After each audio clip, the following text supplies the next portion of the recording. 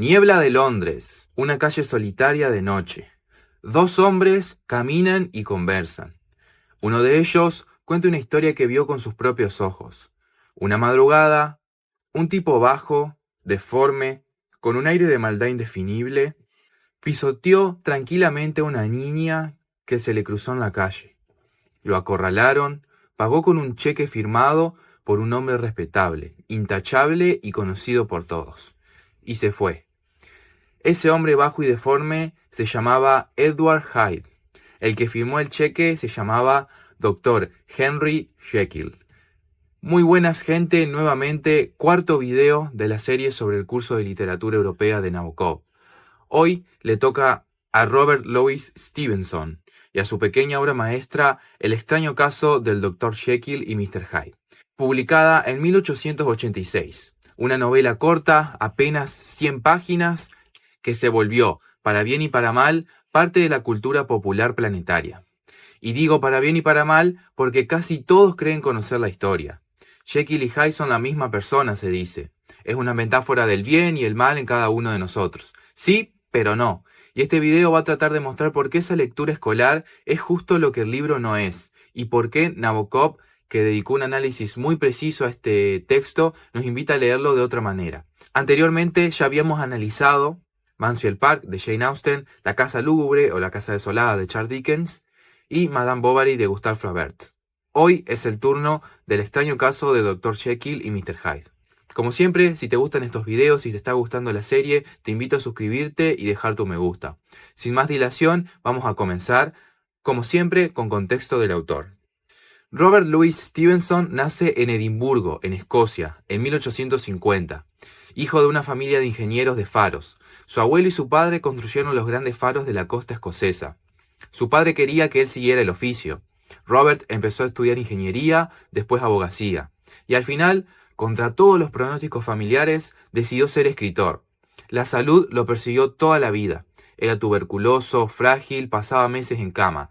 Esa fragilidad lo hizo viajar buscando climas: Francia, Suiza, Estados Unidos y finalmente Samoa, en el Pacífico Sur, donde murió en 1894, apenas a los 44 años. Cuando escribe Jekyll y Hyde en 1885, ya es un escritor reconocido. Había publicado La isla del tesoro en 1883 y se había vuelto popular en todo el mundo de habla inglesa. La fama de Stevenson era ambigua. Lo querían los chicos por sus aventuras, pero los críticos serios lo miraban con sospecha. Era considerado un escritor de género, no de alta literatura. Eso le molestaba. Y con Jekyll y Hyde, que él pensaba como un cuento corto, un texto comercial, terminó escribiendo, sin proponérselo, una de las obras más profundas de toda la literatura victoriana. Hay una historia famosa sobre cómo se escribió este libro. Stevenson había estado pensando en una historia de un hombre con dos personalidades. Una noche soñó con una escena: un hombre persiguiendo a otro que se transformaba al meterse en una casa. La esposa lo despertó porque tenía pesadillas, y él se enojó. Estaba soñando un buen cuento de terror, se decía. Esa noche se sentó a escribir. En 3 días escribió un primer borrador completo de unas 30.000 palabras. Su esposa lo leyó y le dijo que el libro era bueno, pero que estaba mal enfocado. No era una historia de terror, era una alegoría moral. Stevenson, furioso, agarró el manuscrito y lo tiró al fuego. Después lo volvió a escribir desde cero, y esa segunda versión es la que conocemos. ¿Será verdad esa historia? Probablemente una mezcla de hecho y leyenda, pero importa porque muestra algo. Stevenson sabía que tenía entre manos algo más que un cuento. Lo trabajó, lo reescribió, lo pensó. No es un texto improvisado, aunque tenga la rapidez de la inspiración. Esta novela va a aparecer, como les decía, en 1886, en el corazón de la era victoriana.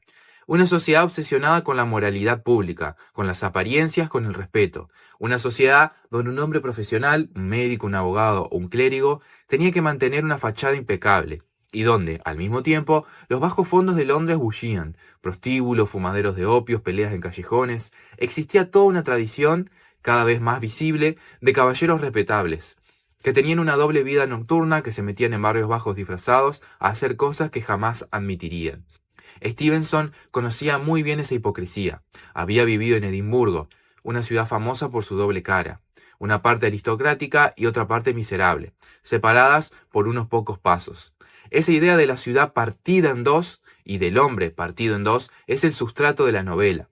Solo 2 años después de la publicación de Jekyll y Hyde, en 1888, Jack el Destripador iba a empezar a matar mujeres en Whitechapel. Algunos sospecharon brevemente que el asesino podía ser un médico respetable de Londres, alguien que vivía a la luz del día como caballero y a la noche como monstruo. La novela, sin querer, había anticipado ficcionalmente esa figura.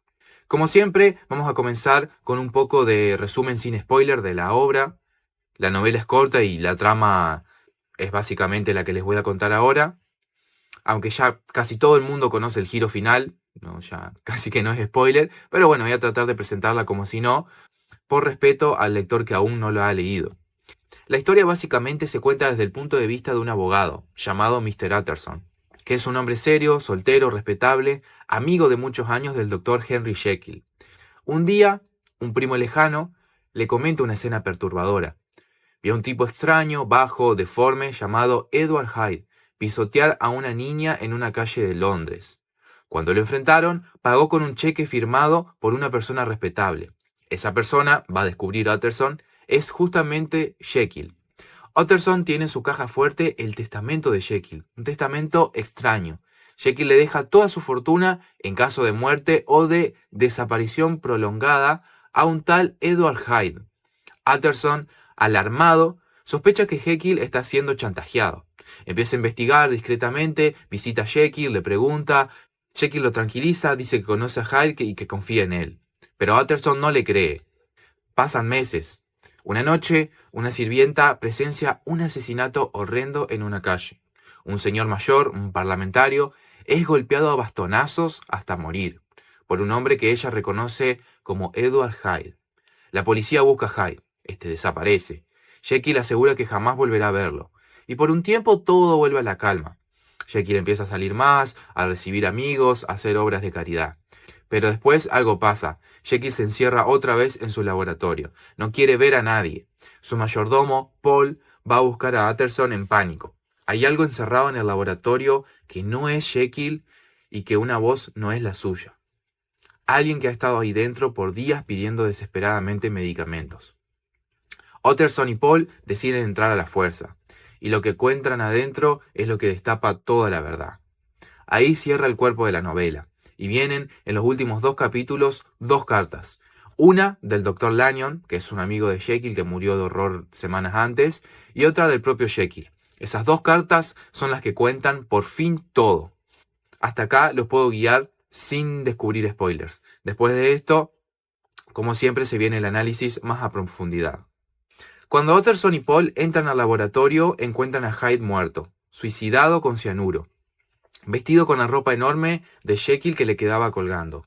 Jekyll no está y nunca va a aparecer, porque Jekyll y Hyde, y esto es lo que sabemos casi todos antes de leer el libro, son la misma persona.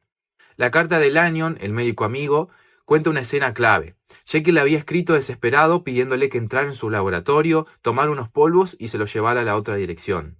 Lanyon obedece. Y en su propia casa recibe a un visitante extraño, Hyde, que se toma esos polvos delante suyo mezclados con un líquido. Y entonces, ante los ojos horrorizados de Lanyon, Hyde se convierte en Jekyll. Lanyon ve la transformación y enloquece, por lo que va a morir semanas después. Acá viene la carta final de Jekyll donde cuenta su historia y su confesión.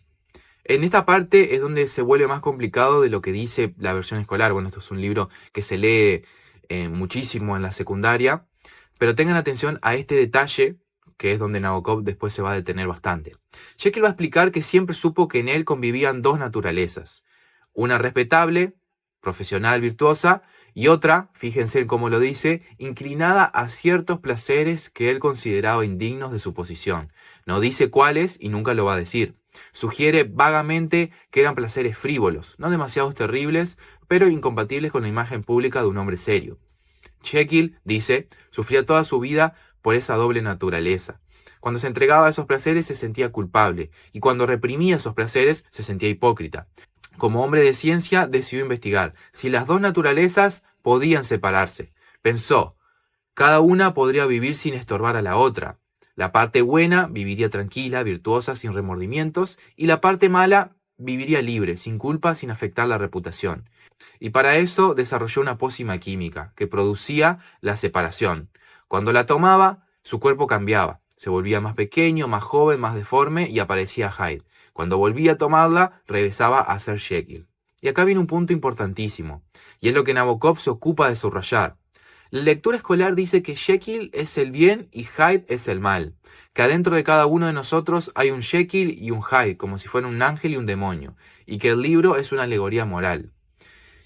Pero el libro dice otra cosa, porque Stevenson nunca nos va a presentar a Jekyll como puramente bueno. Jekyll es un hombre dividido, sí, pero dividido entre virtud pública y vicios privados que encima no son aclarados nunca. Lo que la transformación libera no es el mal puro, sino la parte del propio Jekyll que él se negaba a admitir. Cuando Jekyll se convierte en Hyde, no se convierte en otra persona, se convierte en una parte concentrada, sin la mezcla y sin la represión de sí mismo. Por eso Hyde es más bajo, más joven, más feo, porque, según Jekyll, y este es el detalle crucial, préstenlo atención, esa parte oscura suya estaba menos desarrollada, menos ejercitada que la parte virtuosa. Era como un músculo atrofiado, por eso aparece chiquito y deforme. No es un demonio, es Jekyll sin filtros, en miniatura. Hyde además va creciendo. A medida que Jekyll lo usa más, Hyde se vuelve más grande, más fuerte, más persistente, hasta que un día Jekyll se despierta convertido en Hyde sin haber tomado la poción. La parte que él creía dominar empezó a dominarlo a él. Hacia el final, Jekyll ya no controla las transformaciones. Necesita la poción para volver a ser Jekyll, pero esa poción va a dejar de funcionar. Resulta que el primer lote que usó tenía una impureza, un componente extra que él no había identificado, y esa impureza era lo que le hacía funcionar. Cuando trata de fabricar un lote nuevo con químicos puros, el efecto desaparece, la transformación se vuelve irreversible y queda atrapado como Hyde. La última carta de Jekyll está escrita en un breve interludio. Cuando todavía puede recuperar su forma por unas horas, sabe que es su último mensaje y sabe que en cuanto Hyde tome el control definitivo va a ser ejecutado por el asesinato del parlamentario. Por eso prefiere matarse. La frase final del libro, la frase final de Jekyll, es una de las más extrañas y conmovedoras de la literatura inglesa. Aquí pues, al dejar la pluma y sellar el sobre que encierra esta confesión, pongo también fin a la vida del desventurado Henry Jekyll. Habla de sí mismo en tercera persona como si ya no fuera él. Ahora sí, vamos a pasar a lo que es el análisis de Nabokov de esta novela, ya que es bastante interesante. Empieza casi en broma diciendo que él prefiere no llamarlo el Dr. Jekyll y Mr. Hyde, sino el caso del Dr. Jekyll y Mr. Hyde, porque decía, no es una historia gótica, no es una novela de terror, no es una alegoría sobre el bien y el mal. Es un caso en el sentido legal y médico de la palabra. Un caso curioso, un caso patológico, un caso digno de estudio. Y Stevenson lo trata así, con el tono de un abogado y un médico que reconstruyen un expediente. Si ya habrán visto los otros videos de la serie, sabrán un poco a dónde apunta el análisis específico de Nabokov. Justamente a la estructura del libro. Toda la novela va a estar armada como un expediente. Los testimonios van apareciendo desde afuera, el sobrino que vio el episodio de la niña, la sirvienta que vio el asesinato, el mayordomo que escuchó las voces, y después aparecen las dos cartas, la de Lanyon y la de Jekyll. La verdad se va a ir revelando como en una investigación judicial. Stevenson, que había estudiado abogacía, conocía bien cómo es ese ritmo y lo va a aplicar con mucha maestría en la novela. Y acá hay otra cosa clave que Nabokov subraya y que casi nadie nota. En el libro no hay dos personajes, sino tres. ¿Por qué? Hay una tercera entidad, obviamente Jekyll, Hyde, y una tercera entidad que es la mezcla original, la persona compuesta. Cuando Jekyll se transforma en Hyde, no se convierte en otra persona. Está separando algo que antes era unidad. Y esa unidad original, el Jekyll mixto, virtuoso y vicioso al mismo tiempo, también es alguien. Es de hecho el verdadero protagonista del libro. Entonces, para explicitar bien esto, Nabokov, que lo llama básicamente Jekyll residual, cuando predomina Hyde, él hace una especie de ilustración. En esta primera ilustración tenemos del lado izquierdo a Henry Jekyll grande y Edward Hyde pequeño. Y él dice, pero si miran atentamente van a ver que dentro de este Jekyll grande, luminoso, agradable, hay elementos dispersos de mal, como ven en la segunda ilustración de acá abajo. Cuando la poción empieza a actuar, se forma una concentración oscura, la ven acá, que es proyectada o expulsada como esta ilustración. Sin embargo, si miran con atención a Hyde, van a observar que por encima de él Flota, aterrado pero dominante, un Jekyll residual, una especie de anillo de humo o halo, como si este mal concentrado, negro, se hubiese desprendido del anillo del bien. Pero este anillo del bien sigue subsistiendo. Hyde todavía quiere volver a convertirse en Jekyll. Eso va a ser lo importante, por eso está acá subrayado. Entonces van a ir viendo un poco lo que explica Nabokov en este punto. Y acá, bueno, como detalle de la edición, vemos los diagramas originales que Nabokov había hecho. Igualmente Stevenson lo va a decir casi al pasar en la confesión final. La transformación no creó al mal, ni lo importó de afuera. El mal, o lo que sea que Jekyll llama mal, ya estaba dentro. La pócima solo lo concentró, y al concentrarlo, lo liberó, como bien explica Nabokov. Y esto va a cambiar un poco la interpretación, si no toda, porque entonces el libro no es adentro de cada uno hay un Jekyll y un Hyde. Es adentro de cada uno hay una sola persona, llena de contradicciones. Y cualquier intento de simplificarla, de separarla en buena o en mala, es exactamente lo que la destruye. Jekyll no se va a hundir por tener vicios, se hunde por querer separarlos de las virtudes. Nabokov, fiel a su método, se va a detener en detalles concretos, como la famosa puerta de atrás. Acá, por ejemplo, podemos ver una ilustración que trae esta edición de Alma, en donde vemos un poco el laboratorio y allá a Henry Jekyll sentado a las oscuras. Bueno, este laboratorio va a tener dos entradas, una elegante por el frente de la casa, donde recibe a sus amigos, y una sórdida en un callejón lateral por donde entra y sale Hyde. La casa es una sola, pero tiene dos caras. La arquitectura misma del edificio va a anticipar la dualidad de su dueño. Nabokov se detiene en cómo Hyde es descrito. Stevenson tiene un acierto enorme. Nunca te dice exactamente cómo es Hyde. Todos los testigos los describen como deforme, detestable, con algo extraño, pero nadie puede precisar qué exactamente. Hyde produce un horror físico, inmediato en quien lo ve, pero ese horror es indefinible. Esa indefinición es lo que vuelve a Hyde más temible. Si Stevenson lo hubiera descrito como un monstruo con cuernos y colmillos, el efecto sería ridículo, pero al no describirlo, va a dejar todo el trabajo a la imaginación del lector, de nosotros. Y esa imaginación siempre va a ser peor que cualquier descripción concreta. Cada uno vamos a tener un Hyde diferente en nuestra cabeza. Como siempre, la única crítica que tengo para hacer a Nabokov, y esto ya se va a convertir en un denominador común dentro de esta serie, es, bueno, la crítica social, la dimensión social.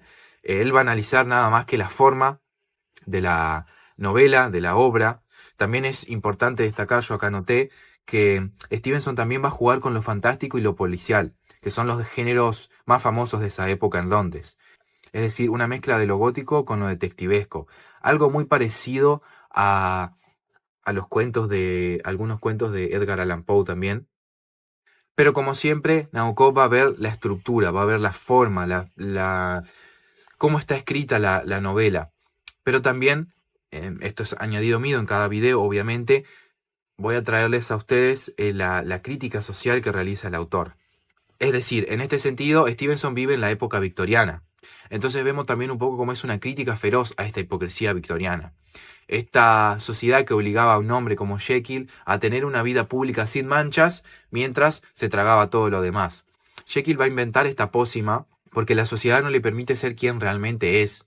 Si pudiera tener vicios menores, no sé, fumar un poco, ir a un cabaret, lo que sea, sin que eso lo destruyera profesionalmente, no habría buscado nunca esa separación química. Stevenson estaba escribiendo, sin decirlo del todo, una denuncia. Hay críticos que van a leer Jekyll y Hyde justamente como una crítica al cierre moral victoriano. E incluso algunos lo van a tomar como una alegoría de la homosexualidad reprimida en una época donde podía costarte la cárcel. Eso último no creo que Stevenson lo haya pensado conscientemente. Vemos también que esto pasa mucho en los críticos de buscar cosas donde no están, que no está mal, pero también hay que entender que el autor escribe por una causa. Después las interpretaciones que podemos hacer nosotros, bueno, podemos hacerlas, pero no quiere decir que yo diga, bueno, Stevenson se quería referir a la homosexualidad reprimida. Sí, es una lectura, pero no es la lectura principal de este libro. Inclusive, no sé si estaría demasiado rebuscado, a mi parecer. Entonces, por ahí, esta es una crítica a cómo se lee quizá hoy, buscando cosas que quizá el autor nunca quiso poner ahí, que es muy obvio en todas las lecturas que se hacen hoy en día.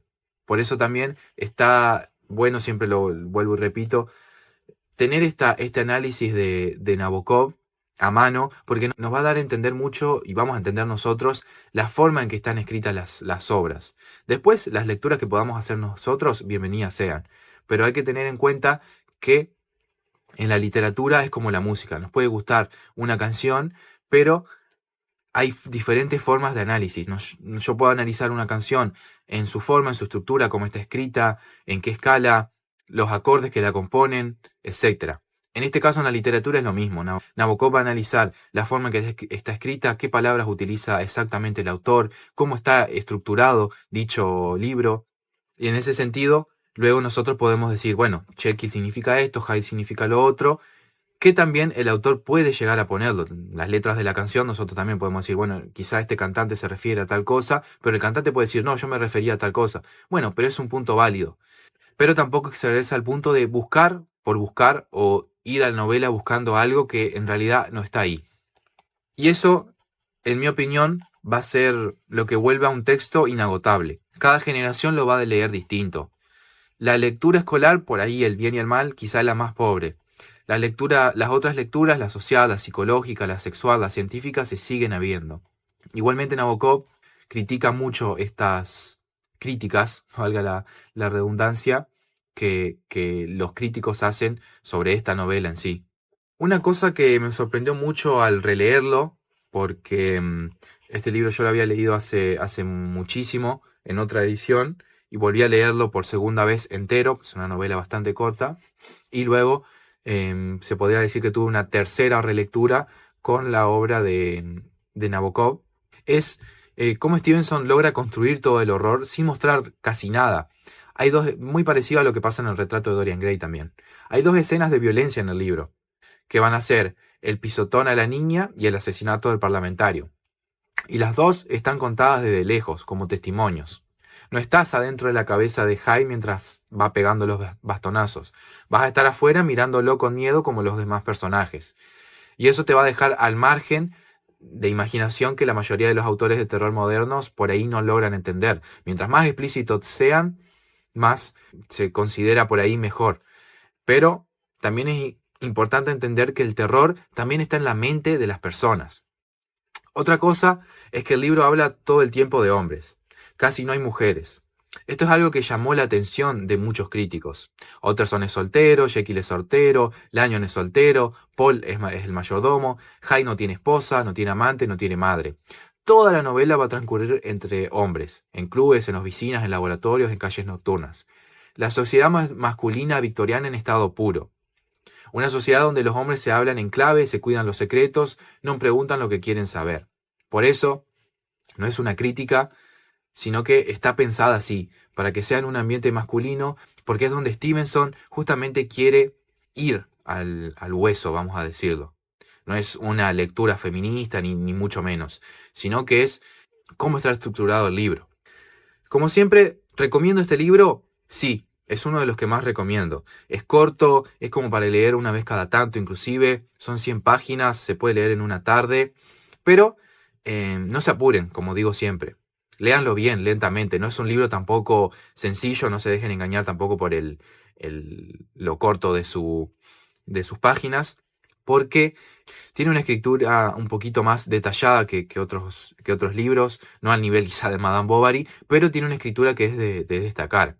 Y léanlo sin saltear obviamente nada, así que por eso les recomiendo leerlo despacio, tranquilo. Si se tienen que tomar una semana, un mes, léanlo, háganlo, porque como les digo, está estructurado además por capítulos que son bastante cortos, entonces por ahí les da, si no están acostumbrados a leer seguido, pueden llegar a entrar a la literatura con esta novela o retomar la literatura con esta novela y van a ir buscando pedacitos a pedacitos. Nabokov también les puede ayudar de mucho.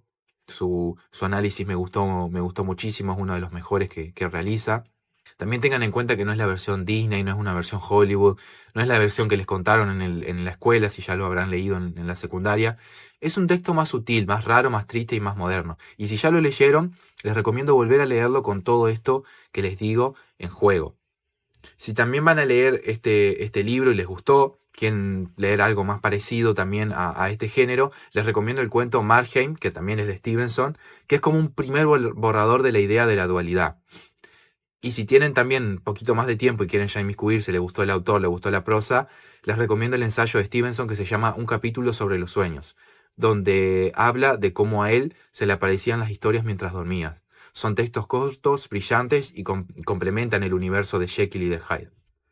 Eso fue todo por hoy. También es un video más corto de lo normal, porque bueno, la obra también es más corta. Veníamos de libros de 500 páginas en promedio, bueno, la casa lúgubre, desolada, más de 1000 páginas, y pasar a este libro de menos de 100 páginas inclusive, es como vamos a decir, un descansito, una especie de relax, como para entrar a lo que viene después. Que va a ser bastante, ya les anticipo, denso. Tenemos por ahí también La Metamorfosis, que si bien es un cuento bastante corto también, de 100 páginas aproximadamente, como esta novela, que está ahí entre medio, pero las obras que nos quedan, no les voy a mentir, son bastante grandes. El próximo video va a tratar de Por el camino de Swan, de Marcel Proust, que es una novela bastante complicada también al nivel de Madame Bovary. Entonces, también eso. De luego va a venir La Metamorfosis y luego el jefe final, vamos a llamarlo así, que es el Ulises de James Joyce. Así que nos quedan lindas obras, esas 3 obras por analizar de la mano de Nabokov.